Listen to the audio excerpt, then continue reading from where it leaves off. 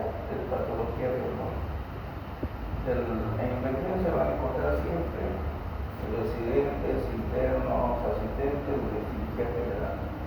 Todo el tiempo hay apendicitis, cálculos renales, cálculos de vesícula, abdomen agudo, necesita cirugía. O sea, la mayor cantidad de enfermedades en emergencia es de abdomen.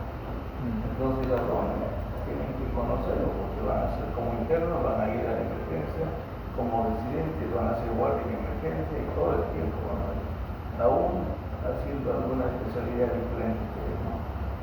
Entonces el abdomen se encuentra entre el tórax y la pelvis, ¿no? El abdomen es un receptáculo flexible y dinámico, ¿no? Entonces puede haber contorsionistas, ¿no? Que se doblan y nunca se alteran. Las vísceras se acomodan de acuerdo al espacio que tienen, ¿no? Entonces aquí no tiene ningún problema, ¿no? Aún disminuye la calidad o el contenido o el espacio abdominal, ¿no? Igual aquí. Entonces el abdomen es flexible. Las vísceras se acomodan de acuerdo a la posición de la cavidad, ¿no? Así es diferente el abdomen,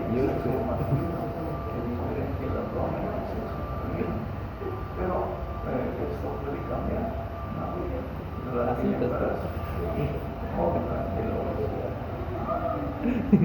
Entonces, el abdomen alberga órganos del sistema digestivo y también parte de órganos del sistema urogenital. Del sistema digestivo vamos a tener el hígado, el páncreas, el vaso, los intestinos, el intestino grueso, el delgado, los grandes vasos, ¿no? La aorta, la cava, ¿no? Y parte del sistema urogenital, la parte superior de la vejiga, el riñón, los uréteres, ¿no? Entonces, el abdomen alberga tanto órganos propiamente del sistema digestivo como del urogenital. Entonces, ahí se va a encontrar el hígado, que es la glándula más grande, es 1,5 kg, ocupa un espacio considerable de la cavidad abdominal. El estómago, ¿no?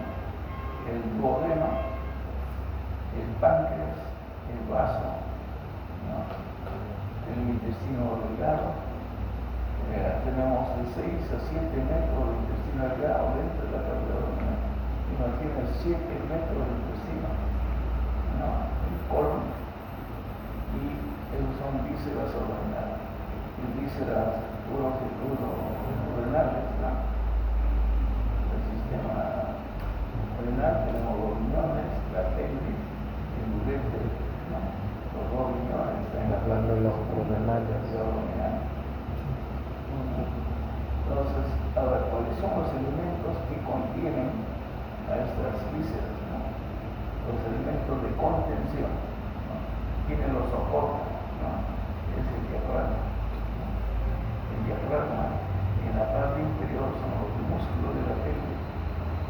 La cavidad abdominal es un límite inferior de la cavidad abdominal. La cavidad abdominal continúa con la cavidad pélvica. Por eso se llama cavidad abdominopélvica. No existe una estructura como el diafragma que separa abdomen de tórax, ¿no? En la parte inferior no existe una estructura. Entonces, una sola cavidad, la cavidad abdominopélvica. Entonces, ¿qué elementos contienen a la víscera? En la parte inferior son los músculos de la pelvis y arriba el diafragma. Y alrededor, ¿no es cierto?, tenemos los músculos y aponeuroses de la cara anterolateral del abdomen. Entonces son los elementos que van a servir de contención a las vísceras, ¿no?, del aparato digestivo y algunas del sistema urogenital. Entonces aquí tenemos el diafragma. El diafragma hacia la parte superior es un elemento de contención, evita que las vísceras del abdomen asciendan al tórax. Pero a veces ahí se rasga las fibras del diafragma y la víscera puede ir hacia el abdomen, ¿no? Se llama herpes. términos diafragmáticos, ¿no? El abdomen y el estómago debe, a través de la debilidad de la pared de diafragma, puede subir hacia el tórax, ¿no? O cuando hay una parálisis del músculo diafragma, las vísceras abdominales se empujan, ¿no? Al diafragma y llevan muchos ruidos ruidos intestinales, se llaman ruidos hidroaéreos en el tórax, ¿no? Por una hernia del diafragma. Entonces el diafragma es un elemento de contención. Otro elemento de contención son los músculos de la pelvis, ¿no? Estos músculos de la pelvis, del suelo pélvico, van a soportar, ¿no? El intestino grueso, ¿no? Colon sigmoide dentro de la cavidad pélvica, ¿no? Entonces es un elemento de contención. Otro elemento de contención son los músculos que están en la pared anterior o lateral del abdomen. Aquí tenemos el recto anterior del abdomen, los músculos oblicuo mayor, el oblicuo, ¿no? Son los elementos que se encargan de contener las vísceras dentro de la cavidad. En el abdomen hay una presión positiva en comparación a la cavidad torácica. Y quienes desarrollan esa presión positiva son los músculos, no tanto el diafragma, el suelo pélvico y los músculos en la pared anterior. Entonces, estos anillos de contención, estos elementos de contención, están representados por dos anillos en la parte superior, dos anillos óseos, ¿no? El anillo que está formado por el orificio inferior del tórax, ¿no? Y en la parte inferior tenemos el anillo formado por los contornos de la pelvis ósea, el hueso sacro, la costilla, ¿no? El ligamento inguinal y el pubis, es un elemento de contención periférico sobre el cual se insertan los músculos de la pared anterolateral.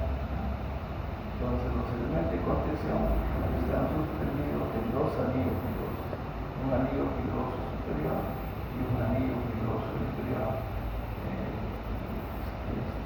sus estructuras óseas.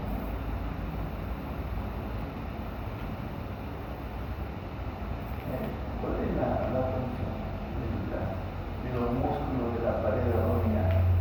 ¿No? La contracción voluntaria o refleja de estos músculos, ¿no? Van a generar, cuál está incluido el diafragma, músculos de la pelvis y músculos anterolaterales del abdomen, el aumento de la presión de estos músculos, ¿no? Va a ayudar a expulsar el aire, fluidos, gases, las heces y el pecho. Entonces estos elementos van a generar una presión positiva para que esto se produzca, ¿no? Durante el parto, la pared abdominal, la contracción de la pared abdominal ayuda a la contracción uterina.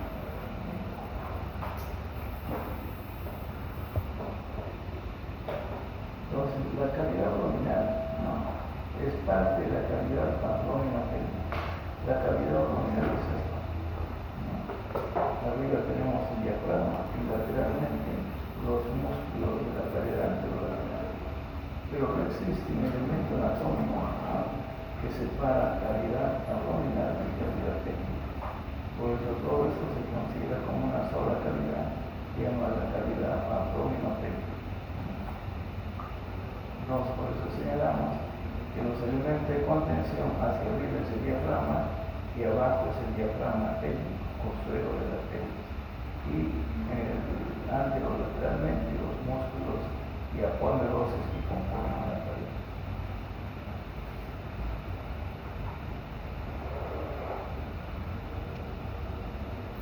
Ahora, hacia arriba tenemos el diafragma. El diafragma llega hasta el cuarto espacio intercostal. Y hacia abajo tenemos el límite inferior, es el estrecho superior de la pelvis. En ese estrecho superior se da ahí insertar los músculos del suelo pélvico.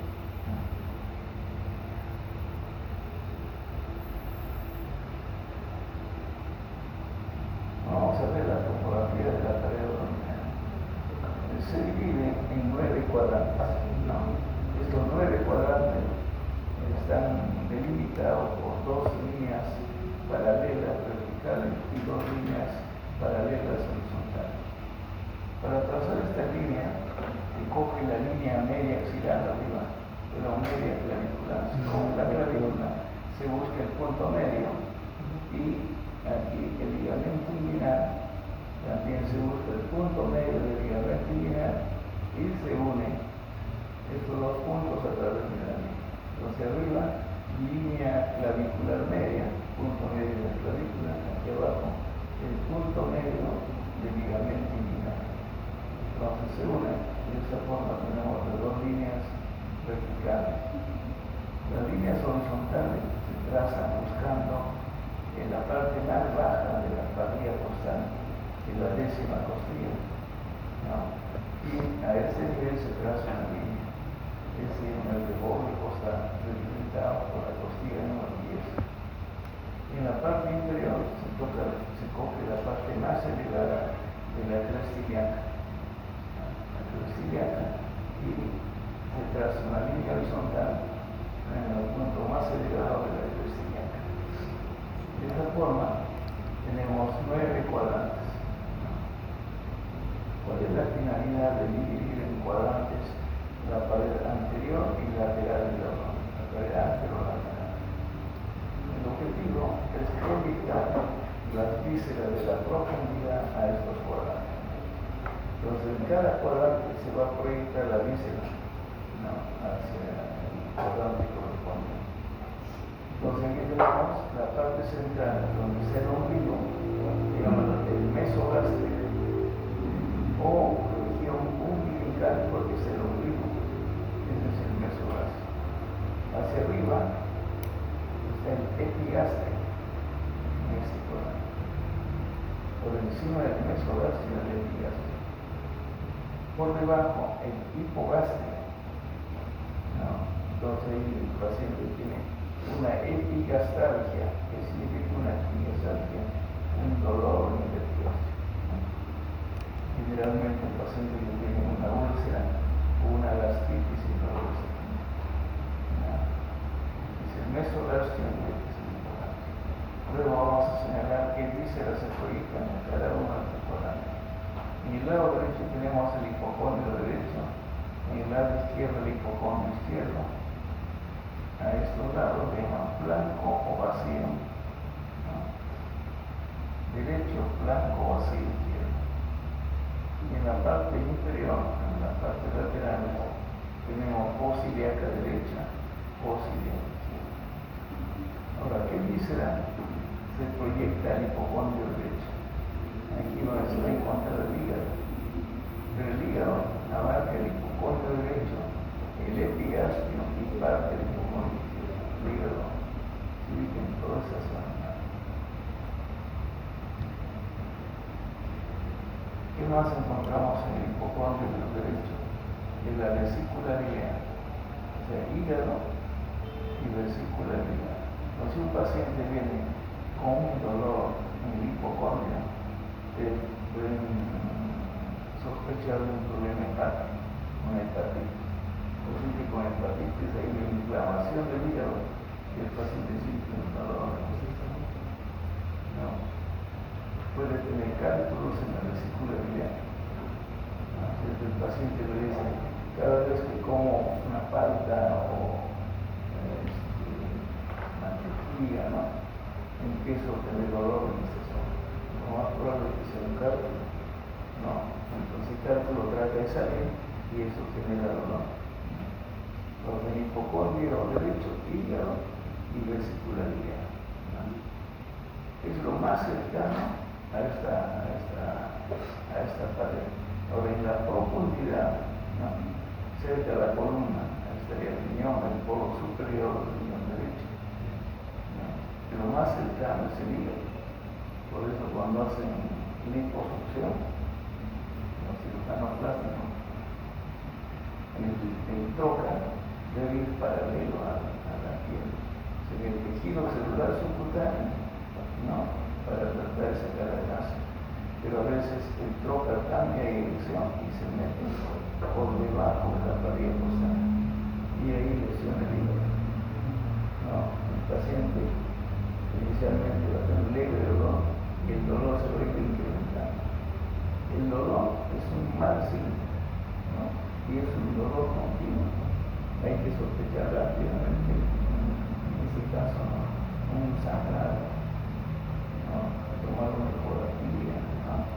O llamar a un cirujano general, ellos manejan toda la parte abdominal, ¿no? Y pueden sacar de apuros, ¿no? Entonces, propone derecho hígado y vesicularidad. En el epigastrio también es el hígado. El hígado tiene un lóbulo derecho que es grande y un lóbulo izquierdo que es pequeño. Aquí vamos a encontrar lóbulo izquierdo, parte del lóbulo derecho y el estómago. Aquí va a estar el estómago. El estómago y parte del colon transverso.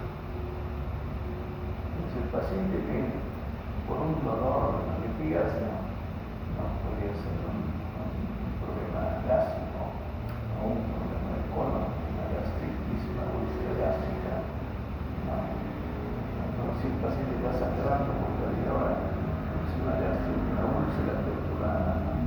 Que ha comprometido un paso sanguíneo y sangrado. En el hipocondrio izquierdo, aquí va a estar el vaso. El paciente viene por un dolor intenso en el hipocondrio izquierdo, él tiene que saber aquí qué hora está el vaso. El vaso, el colon, tiene el ciego que está aquí. Luego el colon ascendente, aquí hay un ángulo que se llama ángulo hepático, el colon transverso, el ángulo esplénico, el colon descendente y el colon sigmoide. Y luego el recto. Entonces aquí vamos a tener al ángulo esplénico del colon. El ángulo es el colon transverso cuando cambia dirección al colon descendente y terminal. Y como está cerca del vaso se llama ángulo esplénico. Porque si uno saca el vaso se llama esplenectomía, ¿no? Entonces, espleno es un término usado para reemplazar el vaso. Igual aquí habrá el ángulo hepático del colon. Como ese ángulo está cerca del hígado, se llama ángulo hepático del colon. Luego viene el colon transverso, ángulo esplénico del colon. Entonces, en el mesogastrio, aquí vamos a tener al yeyuno ilio, que son parte del intestino delgado. El intestino delgado está formado por el duodeno, yeyuno y el ilio. Aquí va yeyuno ilio, intestino delgado.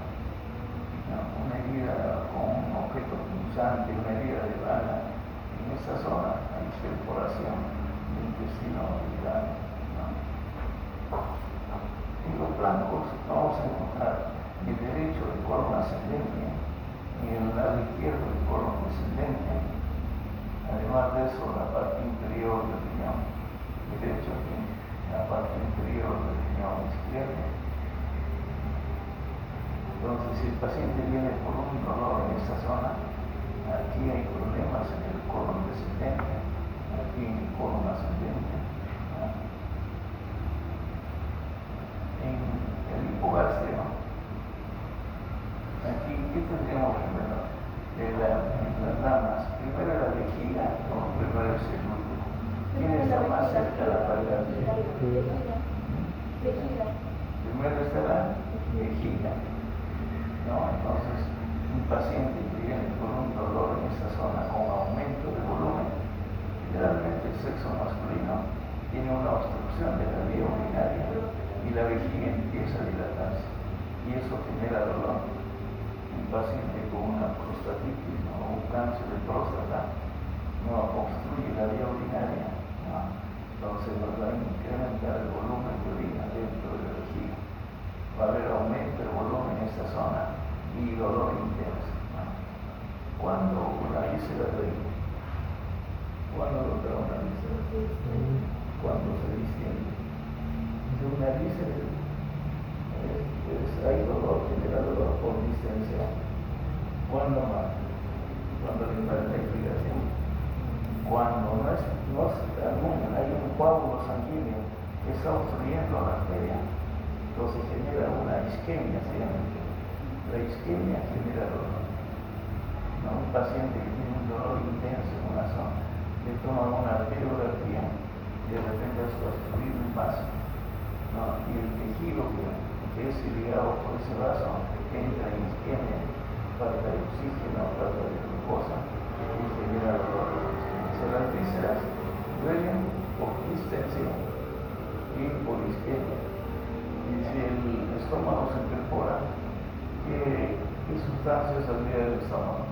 Ácido clorhídrico, también por sustancias químicas. No hay dolor, ¿no?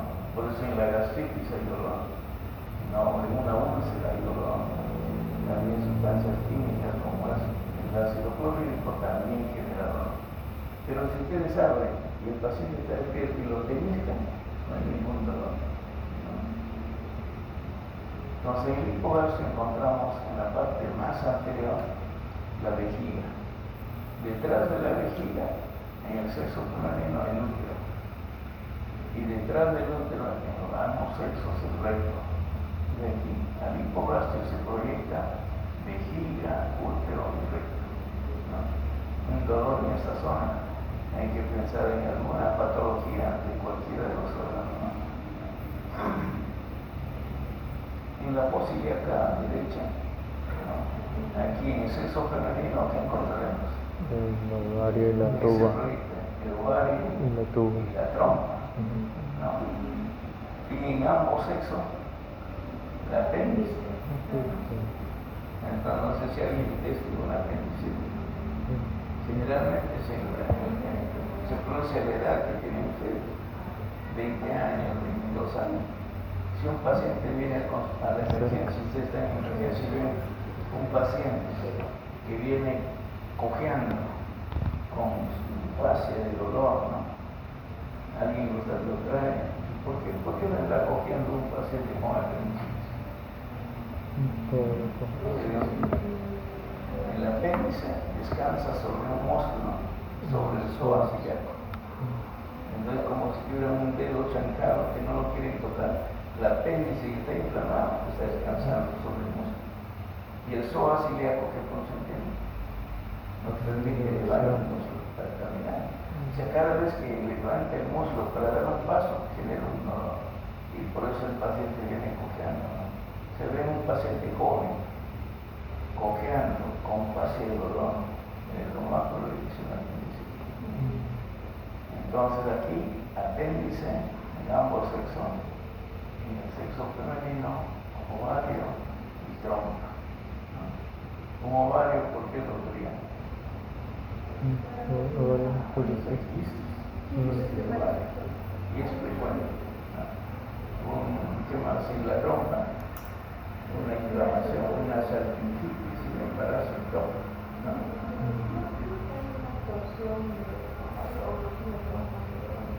Puede girar sobre su eje, ¿no?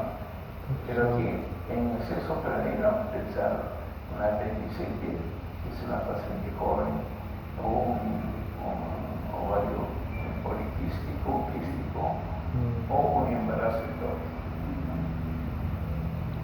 ¿Cómo descartaría un embarazo? ¿Qué le preguntaría? ¿Cómo está? ¿Cuándo fue su última regla? ¿Si tuvo relaciones sexuales? No. ¿Qué le pedirían? La prueba del embarazo. Tiene un embarazo. No hay ningún dato acerca de ese tema, ya lo aleja, ¿cierto? Entonces, se quedarían con la apéndice y con el ovario, ¿no? Y pueden tomar una ecografía, ¿no? Y ahí descartan que hay algún problema de ovario. Finalmente se quedan con una apéndice, ¿no? El paciente con apendicitis viene al consultorio o a la emergencia y inicialmente el dolor es en el gástrico. No, ¿por qué? Porque hay compromiso del peritoneo visceral. es un dolor vago, o sea, no lo puede ubicar, no hay más incomodidad del dolor, pero un dolor leve, ¿no? Cuando viene un paciente joven a la emergencia con esa característica, lo tienen que hospitalizar 12 horas, pero el paciente no quiere, no, necesita algo para un calmante, no, y si le dan algún calmante y se va en el transcurso de 12 horas, el dolor de aquí ya se y a veces está perforado. Y hace un problema más severo. Ya se perforó el apéndice y los gérmenes, y ahí heces ahí, sale a la cavidad peritoneal y infectó toda la cavidad. A partir de ahí puede ser una septicemia. ¿Qué significa? Que los gérmenes se meten en los corrientes sanguíneos, pueden ubicarse en cualquier parte del cuerpo. El germen circulante en el torrente sanguíneo. Y eso se llama septicemia, que es más grave. ¿No? Entonces, todo paciente joven que tiene dolor, ¿no? En el epigastrio, ¿no? Un dolor constante, que debe hospitalizarse durante 12 horas en emergencia y cada 3 horas van examinando, ¿no? Y si el dolor del epigastrio se puede dar posiliaca derecha, en lo más probable que es una apendicitis. Se le pide un hemograma, ¿no? Para ver cómo están los glóbulos rojos, los leucocitos, y el dolor, sí, el paciente le dice como un dedo donde le duele, porque aquí hay compromiso del peritoneo parietal, ¿no? Y cuando hay compromiso del peritoneo parietal, el paciente ya lo puede localizar, ¿no? Vamos a ver el peritoneo. El posiliaca izquierda, lo mismo sería una ovaria o un trombo. Y en ambos sexos el colon se mueve, ¿no?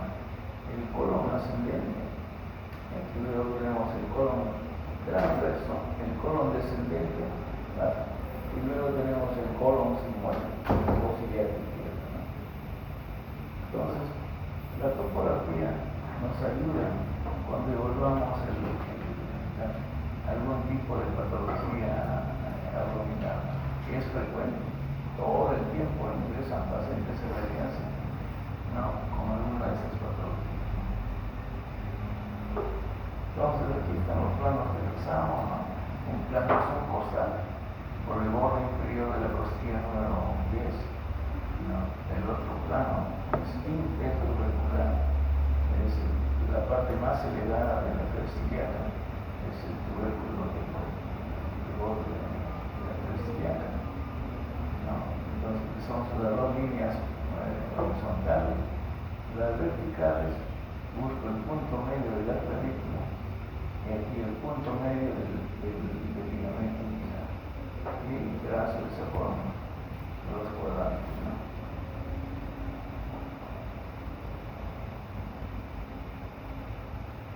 Entonces aquí igual tenemos la proyección en el epigastrio, en el hipocondrio derecho, en todo el lóbulo derecho y en el epigastrio hay parte todavía del lóbulo derecho, más el lóbulo izquierdo, y el vértice del lóbulo izquierdo llega al hipocondrio.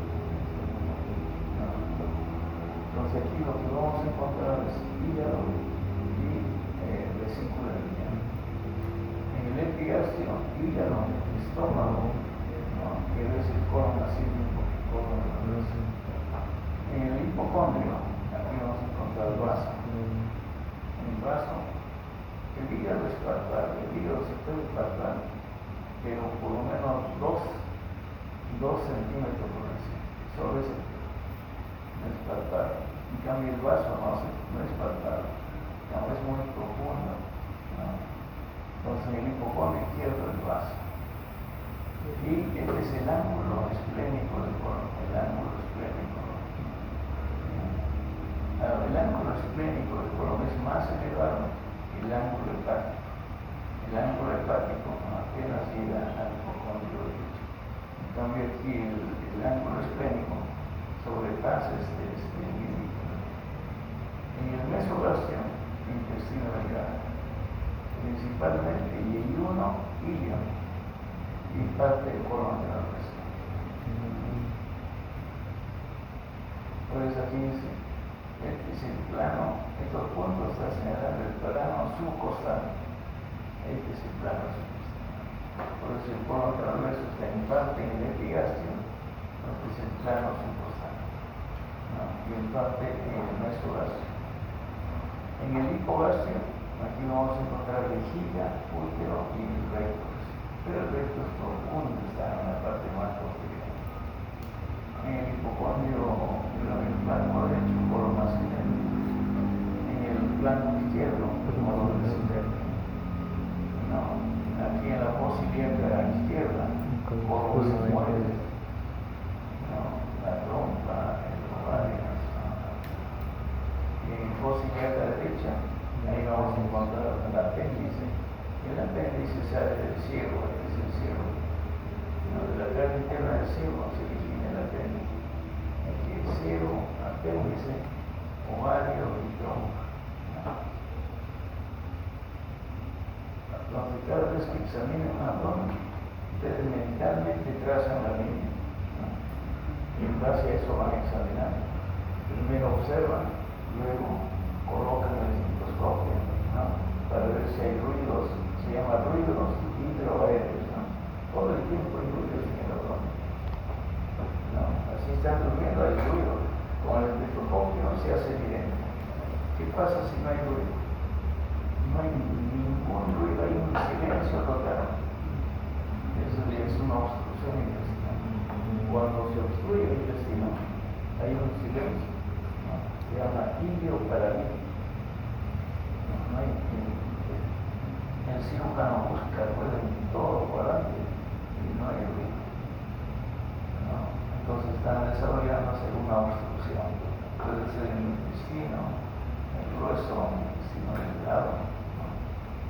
Y empieza a tener vómitos, ¿no? Como no puede el alimento, no puede ir hacia el colon o hacia el recto, empieza a tener náuseas y vómitos. Lo que no puede eliminar, todavía rectal lo elimina, no lo pone, ¿no? Empieza los vómitos, ¿no? Entonces hay una obstrucción. Ahora, ¿dónde está la obstrucción? Entonces el cirujano tiene que abrir el abdomen y buscar dónde está la obstrucción.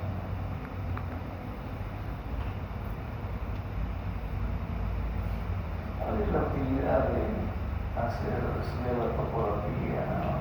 La proyección de las vísceras hacia la pared es localizar los órganos, ¿no? Para tener un diagnóstico anatómico de qué víscera probablemente está siendo o presenta algún tipo de patología, ¿no? La ubicación de zonas dolorosas.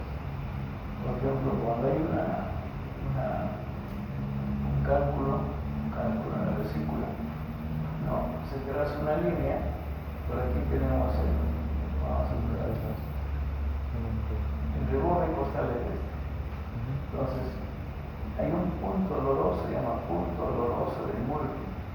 No, pues se traza en la cicatriz umbilical, ya no en la cresta, aquí se traza una línea horizontal que pasa por el ombligo. Ustedes mentalmente lo hacen y trazan una línea tanto vertical como horizontal. A este ángulo recto le sacan la bisectriz. Y cuando esa línea se cruza con el borde costal, ahí está la bisectriz. Y entonces les comprimen, ¿no? Le van conversando con el paciente. No hay que inducir la respuesta. Le van a ¿qué edad tiene, no? ¿Dónde vive? Y ustedes van comprimiendo esta zona. Y de pronto el paciente va a tener un dolor, porque si le dicen aquí le duele, pueden estar induciendo una respuesta. No disimuladamente van comprimiendo y el paciente va a saltar de dolor. Entonces se llama multipositivo. ¿Y qué significa punto de multipositivo? Es un signo de un problema de vesicularidad. Y también hay aquí el punto de McBurney para la pena.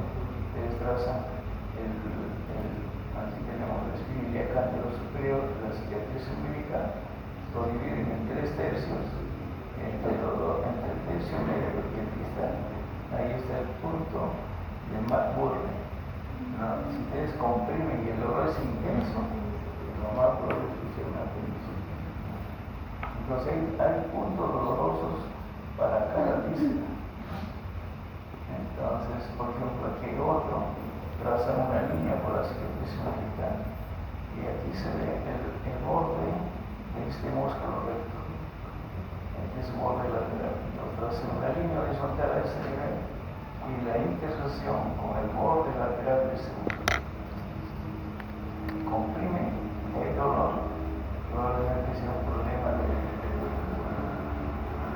cálculo renal. El cálculo está descendiendo, porque por ahí tenemos al uretro, entonces se genera un dolor. Es el punto reno-lateral superior, ¿no? Entonces hay puntos dolorosos, ¿no? que tienen una ubicación específica para diversas patologías, ¿no? Entonces, para la ubicación de zonas dolorosas y para hacer diagnóstico de diferentes patologías por un cada cuadrante, ¿no? Ejemplo aquí, una úlcera péptica, ¿no? ¿Cuándo se dice úlcera péptica?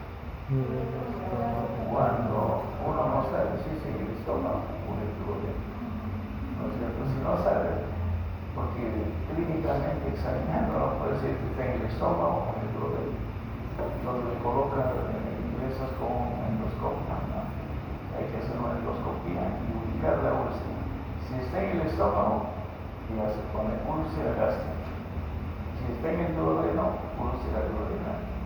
Pero clínicamente, o sea, antes de hacer cualquier procedimiento, simplemente se quedaría con úlcera péptica, ¿no?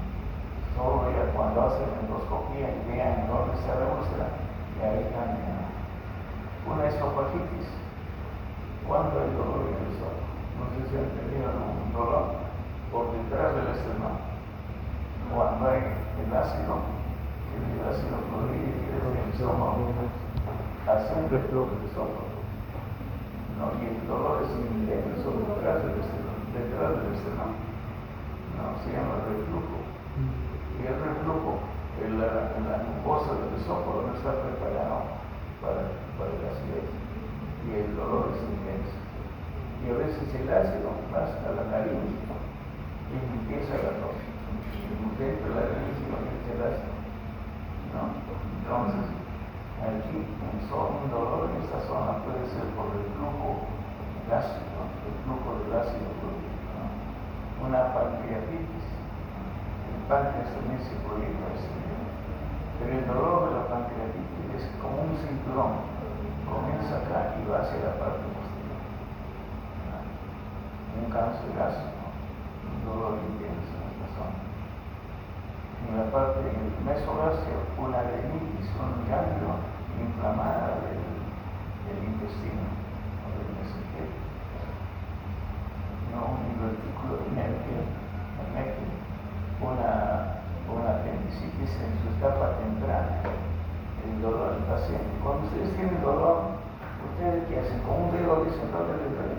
¿O con la mano? Nunca dicen porque el dolor es vago. Primero hay compromiso del peritoneo visceral, ¿no? Ya cuando hay compromiso del peritoneo, que está más peritoneo, el peritoneo perical, ahí sí ya se localiza. En el hipogástrico, una infección de la vía urinaria, de la vejiga, una infección, hay dolor en esta zona. No, una retención urinaria por un tumor de próstata, obstruye la vía urinaria y aumenta el volumen general. Una torsión del testículo. Ustedes están sentados y se paran y de repente tienen un dolor de tenso en el testículo, ¿no? El cordón espermático que sostiene el testículo ha girado sobre la vejiga y está generando isquemia. Hay una isquemia, falta de irrigación al testículo y el dolor es intenso. Ese es un caso de emergencia. Tienen que ir a emergencia a la hora del urólogo, ¿no? Abre el escroto y tiene que buscar desenrollar el vesículo que ha girado sobre su eje, sobre el y ojalá que no esté necrosado. Si está necrosado, una orquiectomía, se sacaron, ¿no? Entonces, toda esa patología aquí. En el hipocondrio derecho, una hepatitis, un olor.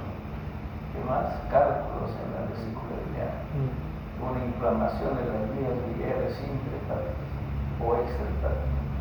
Dentro del hígado hay vías biliares por donde circula la bilis, ¿no? Un absceso del hígado, ingresa un germen a producir una infección y se ha llenado de pus, ¿no? Un absceso hepático. En el hipocondrio izquierdo, un absceso del vaso o una ruptura del vaso. ¿Cuándo se rompe más? Accidentes. Jugando, a ver si golpean en el borde, en la esquina de una mesa o de una silla, y el vaso se rompe, es frágil, es como una gelatina, ¿no? Entonces puede haber ruptura del vaso. El niño se desmaya, está sangrando hacia cavidad abdominal. Si no hace el diagnóstico temprano, rápido, puede fallecer por hipovolemia. O sea, el volumen de sangre va a la cavidad abdominal y baja la presión hacia un paro cardíaco por parte del volumen. Un impacto del vaso, o sea, un coágulo no bloquea la irrigación del vaso, que el vaso se muere. Un impacto espléndido. Aquí, una pielonefritis, ¿no? Porque el riñón está a este nivel, y ahí tiene el ureter y baja. Entonces, en el recorrido, cuando el cálculo renal, ya no cálculo de vesícula, cuando el cálculo renal va descendiendo, el dolor es intenso, ¿no? Entonces, un dolor intenso en esta zona, ¿no? Puede generar un cólico renal, ¿no? Una pielonefritis, que es una infección del uréter y de la pelvis renal. Es una infección renal o urinaria alta. Una infección urinaria baja es uretra y vejiga. Una infección urinaria alta de riñón, pelvis y uretra. No es más grave. Aquí le da fiebre, dolor, en cambio aquí no. Una infección urinaria, ¿cómo se manifiesta? Una infección urinaria baja. ¿Qué manifestación es? Ardor. No, aquí orina cada rato, se llama poliacuria. No, poliacuria. ¿Qué más? La orina cada rato, ¿qué más? Sensación de ardor. La orina tiene un olor diferente. La orina mancha la ropa interior. No, entonces esas cosas. Y la disuria, o sea, ardor abdominal, se llama disuria, ¿no? Entonces es una infección, pero no hay fiebre, no hace fiebre, ¿no? Entonces una infección urinaria baja, ¿no? Entonces aquí no, cuando hay un problema renal o de la pelvis, que es el conducto que sale del riñón, y luego se cambia de nombre a uretra, cuando hay infección ahí se llama una pielonefritis. Aquí en la pielonefritis hay dolor en esa zona, hay fiebre, hay escalofrío. Un paciente que tiene escalofrío, fiebre, dolor, entonces es una pielonefritis. En el posiliaca derecha una apendicitis tardía, comienza el dolor aquí, pues ya es un dolor vago, ¿no? Y cuando ya hay mayor compromiso del apéndice, ¿no? El dolor ya se localiza. ¿No? Un embarazo ectópico, ¿no? Un ovario quístico, ovario. Hay otras enfermedades. Y en la posiliaca izquierda, aquí igual ovario quístico o poliquístico, embarazo ectópico, ¿no? Una colitis ulcerativa del colon sigmoide y también un divertículo del mismo colon sigmoide. Entonces, conocer los cuadrantes y saber qué dice la cefalea nos ayuda para hacer diagnóstico. Después debemos conocer también el plano transpilórico. El plano transpilórico es diferente al plano que pasa por la décima costilla. El plano transpilórico pasa por L1, por el cuerpo vertebral del L1. Y a ese nivel, ¿qué vamos a encontrar? El fondo de la vesicularidad, ¿no? El cuello del páncreas. El páncreas tiene cabeza, tiene cuello, tiene cuerpo y tiene cola. Todo esto que está pintado de amarillo es el páncreas. No tiene cabeza y tiene cuello, cuerpo y cola. Entonces en L1, el plano transpilórico, está el cuello del páncreas. El origen de la arteria mesentérica superior. La aorta. Hemos visto la aorta torácica, atraviesa el diafragma, aorta abdominal. Y la aorta en la parte abdominal tiene múltiples ramas. Una de sus ramas es la mesentérica superior, que se encarga de irrigar al yeyuno y al ilio a los 7 metros de intestino, ¿no? Entonces imagínense un dolor intenso a este nivel, puede ser una obstrucción de esta arteria y va a generar un dolor por isquemia. Empieza, si se necrosa el yeyuno y el ilio, el paciente ya no puede vivir cómo absorbe los alimentos. Le sacan yeyuno y ilio, y cómo va a absorber. Tendría que vivir con una alimentación por día parenteral todavía. Después tenemos también a ese nivel se destina la vena porta, ¿no? La vena porta es una vena que recoge los nutrientes del yeyuno y del ilio, la vena porta, y lo lleva al hígado, ¿no? Se llama sangre portal, es una sangre con nutrientes, no es una sangre venosa, no cualquiera, ¿no? Entonces ahí se origina la vena porta. La vena porta va a ingresar al hígado, llevando sustancias nutritivas, ¿no? La raíz del mesocolon transverso, el colon está fijo a la pared posterior por un meso, una membrana que se llama mesocolon. Entonces, la raíz del mesocolon está en el L1, la plexura. La diferencia entre el duodeno, primero es estómago, luego viene el duodeno, luego el yeyuno, luego el ilio. El ilio termina en el ciego, ¿no es cierto? Pero hay un ángulo entre el duodeno y el yeyuno, hay un ángulo. Este ángulo, este es el ángulo. Se llama ángulo duodeno y yeyunar, o ángulo de Treis, ¿no? Entonces el ángulo duodeno y yeyunar está en el L1, a nivel del L1.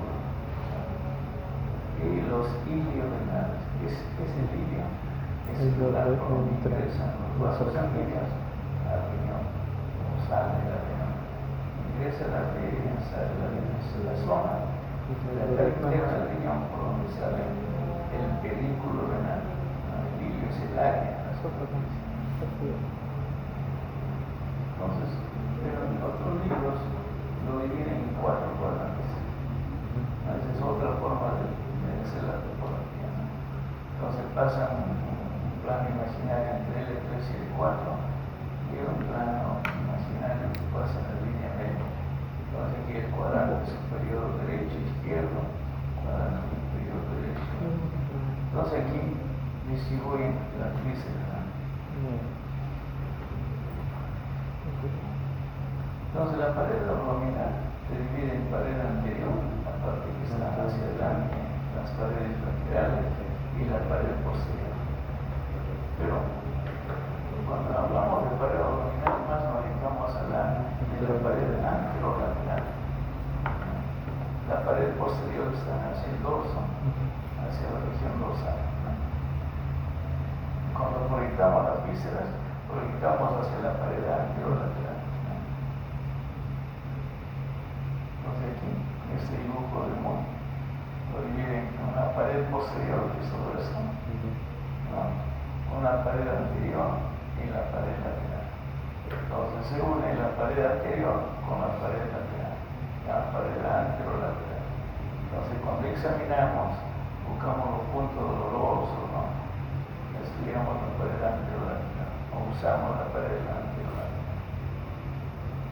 Entonces la pared abdominal anterolateral, si le tiramos tenemos la piel, que vamos a encontrar dentro del tejido celular secundario. Vamos a encontrar vasos venosos en toda la frente, vasos venosos de diferente calibre, ¿no?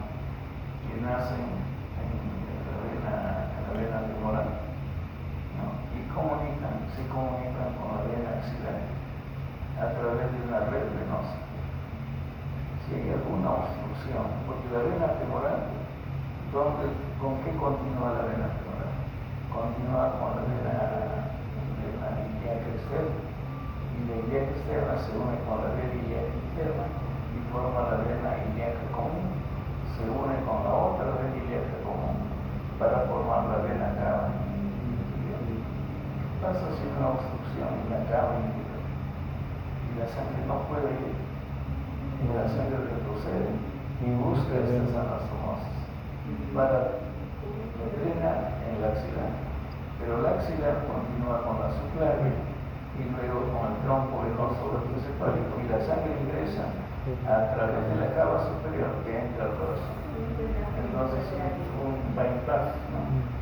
Entonces, si el paciente ustedes hablan de ese porque encuentran venas dilatadas en toda la superficie, ustedes pueden sospechar de una obstrucción en la cava inferior.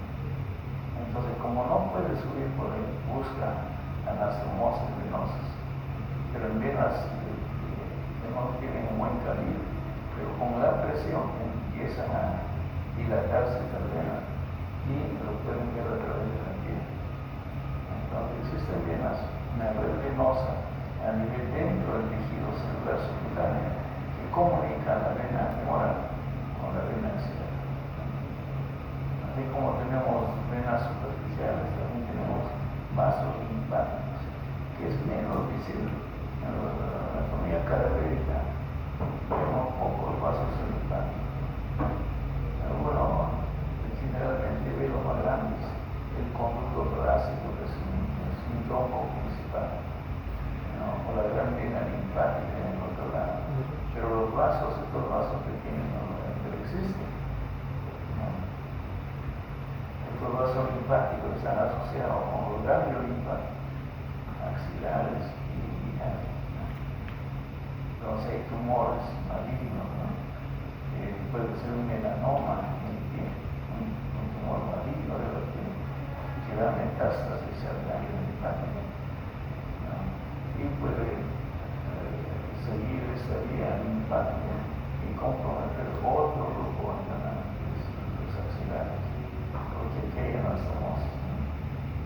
Entonces, siempre debemos tener presente que dentro del tejido celular subcutáneo, en toda la carne, ese tronco, hay red venosa. La red venosa hay una red linfática. En cuanto a la inervación de la piel, ¿quién inerva la piel del otoño? Genérico, ¿no? Entonces aquí comenzaríamos, ¿no? A nivel de la apéndice hipoides, ¿no? Proceso hipoideo. Ahí está T5, todo este segmento de piel que corresponde al barraquídeo T5, por debajo T6, luego T7, luego T8, T9, T10. T10 está a nivel, esto no se olvide, T10 está a nivel de la cicatriz umbilical, ¿no? Entonces hay pacientes que vienen por un traumatismo, un accidente de tránsito, donde hay compromiso del nervio espinal. Entonces ustedes con un algodón, bueno, desde el pie, si el paciente está despierto, le dicen si siente, ¿no? De repente el paciente no mueve los miembros inferiores. Entonces buscan el nivel de lesión. Con un algodón, ¿no? Pasa por el pie, la pierna, el muslo, y le dice que no siente. Y llega al ombligo, y a partir de ahí ya percibe, ¿no? Tiene sensación táctil. Entonces, a nivel de T10 en la médula está la lesión.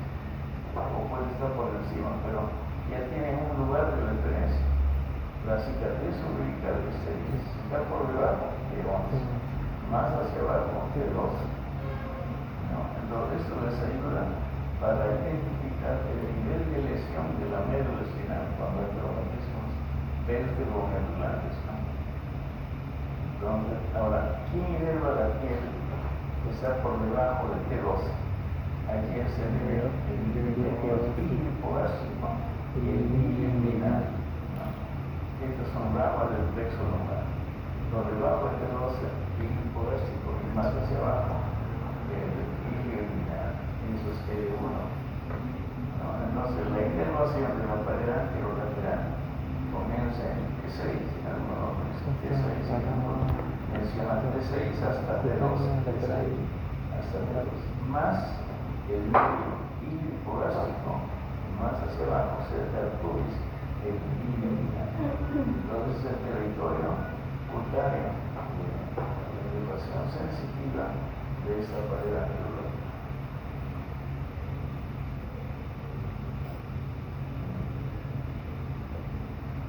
Ahora, ¿cuál es el primer plano anatómico? Primero es piel. La piel. Luego hay dos tipos de tejido graso. Uno se llama la fascia de Camper, que es el tejido adiposo, puramente el tejido adiposo.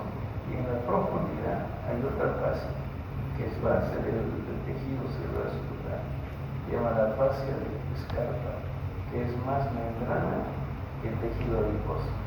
Entonces, primero piel, luego tejido adiposo, esa grasa amarilla, ¿no? Y esa es la fascia de Camper, ¿no? Y en la profundidad está una zona membranosa dentro del tejido celular, y eso se llama la fascia de Scarpa, ¿no? El siguiente plano ya son las fascias oponilosas. Entonces, en la cara lateral del abdomen vamos a encontrar tres músculos, ¿no? Este músculo es el oblicuo externo, luego el oblicuo interno y luego el músculo de la brazo. En la parte lateral y anterior vamos a encontrar tres capas musculares, ¿no? El más superficial es el oblicuo externo, el más profundo es la brazo. Entonces, cada uno de estos músculos tiene una fascia que lo envuelve por ambas caras, ¿no? Entonces, si tenemos tres músculos y cada músculo está cubierto por una fascia grande o superficialmente y profundamente, ¿no? Habrán 6 hojas, ¿no? Son 3 músculos y cada uno tiene hoja superficial, hoja profunda. Este músculo tiene su hoja superficial y su hoja profunda. Hay 6 hojas de base o de los. Y luego tenemos aquí, antes de llegar a la cavidad peritoneal, que sería la cavidad abdominal, vamos a encontrar la fascia endoabdominal. Es equivalente a la fascia endotorácica en el tórax. Esta se llama fascia endoabdominal. Y luego tenemos ya una grasa, una película de grasa extraperitoneal. Y finalmente el peritoneo. Así como en pleura parietal hay peritoneo parietal. Entonces, todas esas capas son las que van a formar la pared, ¿no? La pared anterolateral, la zona donde están estas tres zonas, ¿no? Entonces, aquí tenemos la pared anterolateral. Entonces, aquí tenemos el oblicuo externo. En el siguiente plano, el oblicuo interno. Y en el siguiente, el transverso. Pero cada uno tiene una fascia o anterior y una aponerosa cada uno. Entonces dan 6 hojas aponerosas. En la parte central tenemos el músculo, el recto abdominal. El recto abdominal tiene fibra muscular. Aquí continúa hasta este punto y ahí termina la fibra muscular. Hay un tendón intermedio y luego comienza a termina en este nivel, de conducto otro tendón intermedio, y aquí ahora tenemos otro tendón intermedio, ¿no? O tendón intersticial. Entonces, este músculo no es continuo, ¿no? Visto por su cara anterior, no es continuo como los demás músculos. A eso se llama retronormal, ¿no? Pero no es continuo en la cara anterior. Si vemos la cara posterior de este músculo, ahí vamos a ver las fibras que son continuas. O sea, solo en la cara anterior presentan tendones intermedios, ¿no? Pero no en la cara posterior. En la cara posterior, las fibras lo vamos a ver con forma continua, ¿no? Ahora, cada uno de estos músculos, aparte de tener su fascia, o sea, cuando tiene su porción tendinosa, tiene una porción carnosa y una porción tendinosa. Igual este tiene una porción carnosa y una tendinosa. Igual el cráneo es una porción carnosa y porción tendinosa. Y el punto donde se juntan las fascias, esta línea se llama la línea álvar. La línea álvar es donde comienza la línea álvar en el proceso cifoideo y termina en la síntesis del pubis. Es la línea álvar. La parte celular. Entonces, el cirujano, ¿por dónde entraría a hacer una cirugía si no sabe exactamente lo que se va a poner? Haría un corte donde están los músculos,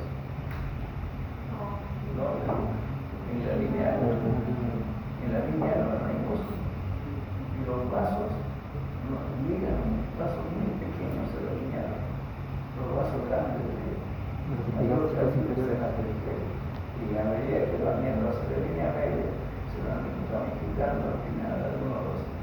Entonces, cuando el paciente viene a la emergencia y el cirujano lo ve, no llega a un diagnóstico, llama al otro cirujano, llama a la persona que tiene más experiencia y sigue habiendo dudas sobre esa duda.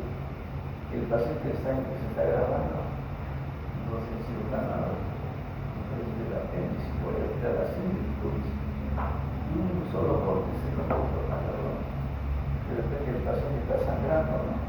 La persona está cayendo en dureza y busca, ¿no?, el vaso que está sangrando, ¿no? Si es un problema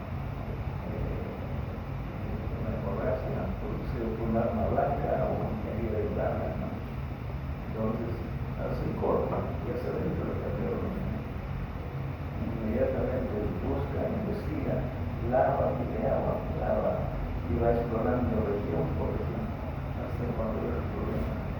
Y es el abdomen, que es una caja negra, uno no sabe qué va a encontrar. Hay tantas vísceras, podemos tener una idea, una sospecha, pero hay que entrar, hay que ver.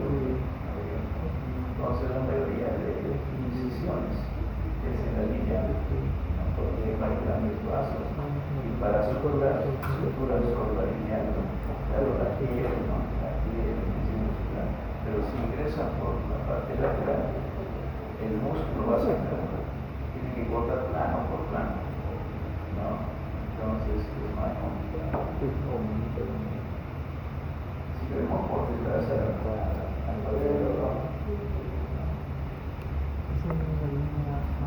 aquí la terminamos. 8:30. ¿Tienen clase? Pero no seguimos. Hasta las 8:40 estoy. Tienen clase. Pero vamos a hacer 8:40. Entonces, aquí, este es visto por detrás. Es como ingresamos a la cavidad abdominal, ¿no? Y por detrás estamos viendo, ¿no?, la cara profunda de la pared anterolateral. Que vamos a observar aquí. Aquí vamos a la vejiga, ¿Cómo se llama esta línea que va de la vejiga a la cicatriz umbilical? El ligamento umbilical medio. ¿Cómo rezago de conducta de la rodilla? ¿Cuál es? El celular. duraco, la vejiga, el duraco. Esta línea que ven aquí, sería esta línea, y va a la cicatriz umbilical, y son dos ligamento umbilical. Sería otra forma. ¿Quiénes forman el cordón umbilical? Ya las venas umbilicales y también la Dos arteria. arterias, o dos venas, Una vena y las dos arterias. Dos arterias, Sí. una vena. Este es el rezago de la vena umbilical. Este. Ahí entonces el cordón umbilical, el cordón que cortamos para liberar al recién nacido de la placenta, esa estructura está formada por dos arterias y una vena. Y las arterias son estas. Y el sentido que van a la cicatriz umbilical. Entonces aquí tenemos el duraco con la parte central, las arterias umbilicales lateralmente, ¿no es cierto? Y más lateralmente tenemos aquí, esta sí es una arteria ya permeable, se llama arteria epigástica inferior. Esta es la epigástica inferior con sus venas satélites. Entonces, todo esto está cubierto de peritoneo parital porque esta es pared, ¿cierto? Entonces, quien cubre esto es el peritoneo parital. Todo esto que está pintado de amarillo es el peritoneo parital. Entonces, el peritoneo parital viene, no cubre esta estructura de la arteria y vena, luego cubre a la arteria umbilical obliterada, se llama arteria umbilical obliterada, está cerrada, ya no circula sangre por ahí. Entonces cubre primero aquí a la arteria y vena epigástica inferior, luego aquí hace un pliegue, cubre a la arteria umbilical obliterada, aquí hace una depresión y luego cubre el duraco. Entonces, ahora en este lado se hizo un corte. A esto, claro, este es peritoneo, pero ¿qué está cubriendo el peritoneo? ¿O qué hay por delante del peritoneo? A eso se llama la hoja posterior del estuche rectus. Este músculo es el recto abdominal, visto por atrás. Y aquí veo las estrellas, ¿no? En ese sector. Porque aquí hablamos de estrella, ¿no? En cambio por delante, pero por cara profunda, aquí, aún cortando todo a lo largo de toda esta estructura, los músculos son continuos, las fibras musculares son continuas. De aquí no vamos a ver estrella, solo en la cara anterior. Entonces, aquí se hizo un corte, ¿no? Dice, ¿cuántas hojas habían en total de fascia? Si cada músculo tiene una hoja superficial, una hoja profunda, ¿cuántas hojas tendrían? 6 hojas. Ya. Ahora, aquí dice, de esta línea para arriba, 3 hojas van por detrás y 3 hojas por delante. Y a partir de esta línea, todas las hojas se van adelante y ya no queda aquí nada, ¿no? Entonces, a toda la pared abdominal lo dividimos en 3 tercios. Los 2 tercios superiores, en los 2 tercios superiores, 3 hojas se van por detrás y 3 por delante, ¿no? Y eso se pone en el estuche rectus, ¿no? En cambio, a partir entre el tercio medio y el tercio inferior, todas las hojas se van hacia adelante y aquí ya no queda, porque va a quedar ese peritoneo. Entonces ese nivel sí es un corte, ¿no? Ahora esta línea sería entre los 2 tercios superiores y el tercio inferior. Esta línea se llama línea arqueada o línea arcuata, ¿no? Ahora estas 3 hojas que aquí lo vemos están fusionadas, se llaman hoja posterior del estuche rectus, y a las 3 hojas unidas, ¿no? Y lo que queda adelante será la hoja anterior del estuche rectus, ¿no? Y a partir de esta línea que hacia abajo no queda ninguna hoja, solo una fascia, se llama fascia transversalis. y cubriendo a esa fascia transversal estará el peritoneo parietal. Es esto que está aquí. Más adelante vamos a ir viendo esto, ¿no? Okay. Primero es lo mismo, ¿no? Lo mismo aquí, se hizo un corte, ¿no? Y aquí estamos viendo el músculo recto, anterecto, abdominal, ¿no? Esta es la línea izquierda o acuana. Esta es la hoja posterior del estuche de aquí hacia arriba se llama hoja posterior del estuche, formado por tres fascias o tres aponeuroses, ¿no?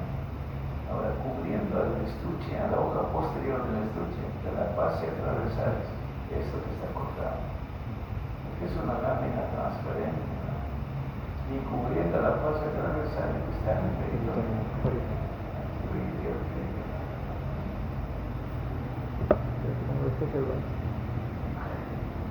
Aquí lo vamos a meter en el corte transversal por la vía de la línea izquierda, o sea, los dos huesos superiores. Aquí tenemos los tres músculos.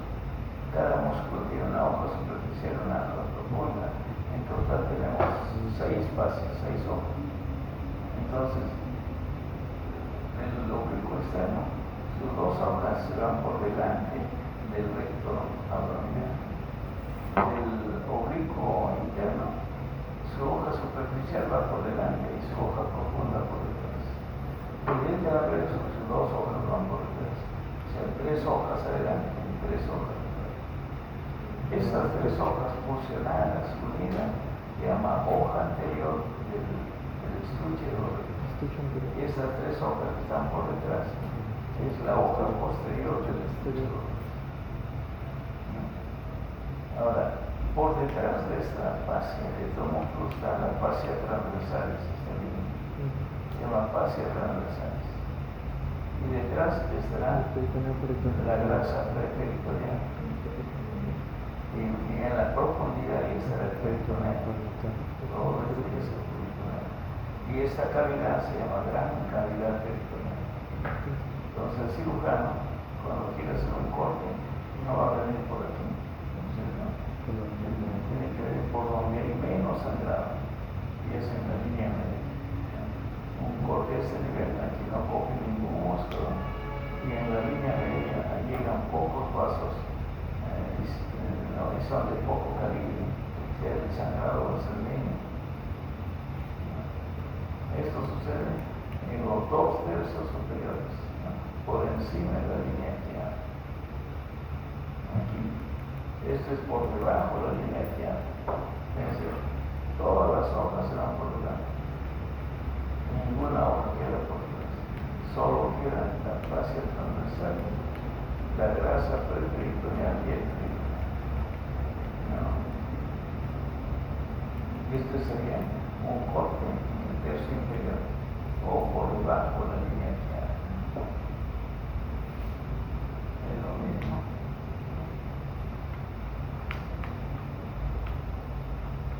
Los músculos de la pared anterolateral, el oblicuo externo, el oblicuo interno y el transverso se van a insertar aquí en la parte lateral de la fascia. Esta fascia se llama toda columna. Ahí principalmente el transverso, de la parte posterior. Y estos serán músculos de la pared posterior. La pared posterior es la pared anterolateral, hasta aquí. Vamos a ver el músculo oblicuo externo, ¿dónde se inserta? El oblicuo externo se va a insertar desde la quinta costilla hasta la costilla número 2. Cara externa, costilla quinta 2. Entonces aquí nace. Y las fibras son oblicuas y atrás hacia adelante. Ahora, aquí nace. ¿Dónde se inserta? Esta sería su inserción proximal. ¿Cuál es la inserción distal? Pues se habrá un grupo que va hacia la lineal, la más superior y va al centro. Esta es la lineal. Van a formar la lineal. Luego, las fibras más inferiores van al pubis, al tubérculo del pubis. acerca de la síntesis fluida. Otro grupo para el ligamento inguinal o va a formar el ligamento inguinal. ¿Quién forma el ligamento inguinal? El músculo oblicuo externo. Forma el ligamento inguinal. Entonces tiene esa porción que va a ir hacia el ligamento inguinal y va a participar en la formación del ligamento. Y otro grupo a la cresta ilíaca. Entonces hay un grupo que va a la línea alba, otro grupo que va al tubérculo del pubis y otro grupo forma el ligamento inguinal y el resto a la cresta ilíaca. Ahora, aquí va a haber un triángulo pequeño, se llama triángulo de Petit. El triángulo de Petit está formado por el borde posterior del oblicuo externo, es borde posterior, y el dorsal ancho, el borde anterior del dorsal ancho. Y aquí estaría la cresta ilíaca. Es aquí el triángulo, se llama triángulo de Petit. O sea, esta zona es una zona de debilidad de la pared. Puede haber hernias por aquí, son hernias de Petit. No, pero es un triángulo muy pequeño, ubicado a ese nivel. Entonces, esas son las inserciones del oblicuo externo. ¿Cuál es la función de esto? Comprime, o sea, genera presión positiva dentro de la cavidad blanca. Entonces comprime las vísceras y mantiene una presión positiva. Todos los músculos van a hacer lo mismo, ¿no?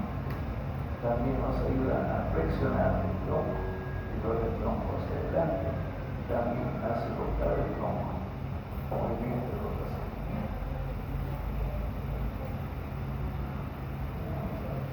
El oblicuo interno. El oblicuo externo, sus fibras, no, van de arriba hacia abajo. El oblicuo interno, sus fibras van de abajo hacia arriba. Y si lo juntamos, va en forma perpendicular al oblicuo externo. El oblicuo externo viene así, el oblicuo interno viene así. ¿Dónde nace el oblicuo interno? Nace aquí abajo. En la fasciatura columbar aquí atrás, en la cresta ilíaca y en el ligamento inguinal. Como el ligamento inguinal ya está formado por el oblicuo externo, tiene un fascículo en la fasciatura columbar, otro fascículo en la cresta ilíaca y el otro en el ligamento inguinal. Y ahora las fibras, ¿a dónde van? Las fibras más posteriores van a las costillas, hasta la costilla número 12. Las fibras, las más posteriores van a las costillas. Las que van hacia adelante forman la línea alta, en la que van a formar la línea en la parte central. Entonces, ¿quiénes forman la línea alta? El oblicuo externo, también el oblicuo interno. Cuando se une con el del otro lado, va formando la línea y también va hacia la cresta pequeña. Entonces la parte más inferior que sale del ligamento inguinal va a la cresta pequeña y va a formar una estructura que se llama tendón conjunto cuando se une con las fibras del transverso del otro músculo que se enferma. Entonces son músculos laminares, ¿no?, que tienen múltiples inserciones, ¿no?, y van en diferente dirección para generar presión en la cavidad abdominal. El transverso. Entonces ese transverso donde nace, de la séptima hasta la costilla número 2. La séptima hasta la costilla número 2. Sus fibras son transversales. Luego, en la fasciatura columbar, en las costillas, en la fasciatura columbar y en la cresta ilíaca. Y más adelante en el ligamento inguinal. Entonces tiene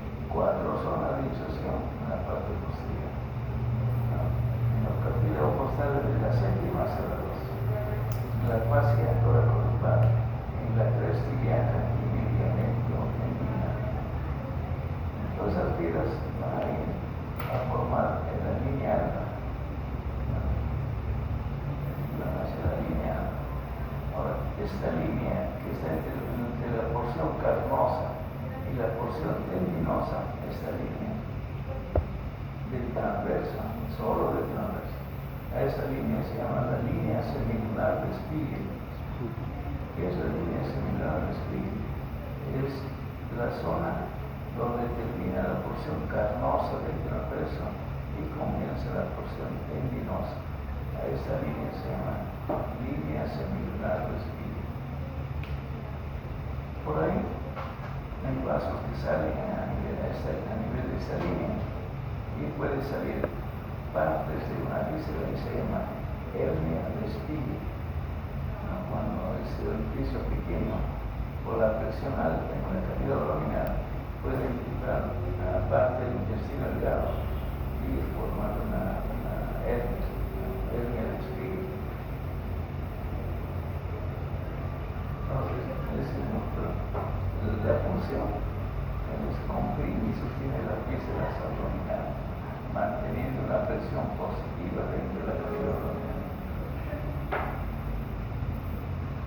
Entonces, lateralmente tenemos el oblicuo externo, el interno y el músculo transverso. El recto del abdomen, ¿dónde va a nacer? Nace en la síntesis, en la unión entre un hueso coxal y el otro hueso, la síntesis pubis, y va a encontrar aquí una cresta. Nace en la síntesis pubis y en la cresta del pubis, es vecino a la síntesis. Es una zona bastante estrecha y las piedras ascienden. Si está en la cara anterior, van a presentar estrías tendinosas. Si en la cara posterior, las piedras son continuas, no hay estría, solo hay estría en la cara anterior. ¿Y dónde terminan las piedras? Van a terminar en los cartílagos costales, en la quinta, en la sexta y en la séptima. Quinto cartílago costal, sexto cartílago y séptimo. Y también en el proceso psicoideo, que sería